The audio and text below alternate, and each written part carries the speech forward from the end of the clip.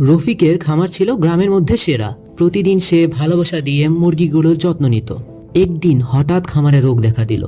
রফিকের চেহারায় চিন্তার ছাপ। সে ভাবল, গতবার তো সিপ্রোফ্লক্সাসিন একদিন দিয়েই কাজ হয়েছিল।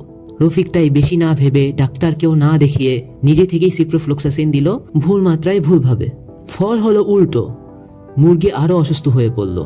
সে ধীরে ধীরে অসুস্থ মুরগিগুলো বিক্রি করা শুরু করলো।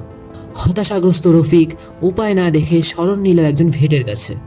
ভেট তার সকল সমস্যা শুনে তাকে বুঝালেন সিপ্রোফ্লক্সাসিন এবং লেভোফ্লক্সাসিন অত্যন্ত শক্তিশালী অ্যান্টিবায়োটিক। এগুলো ঠিকমতো ব্যবহার না করলে জীবাণু প্রতিরোধ গড়ে তোলে, যাকে বলে অ্যান্টিমাইক্রোবিয়াল রেজিস্ট্যান্স।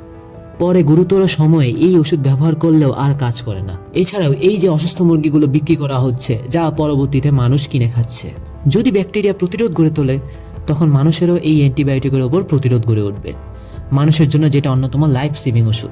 এছাড়াও এইগুলো ব্যবহার করলেও সঠিক ডোজ ও উইথড্রয়াল পিরিয়ড বজায় রেখে ব্যবহার করতে হবে।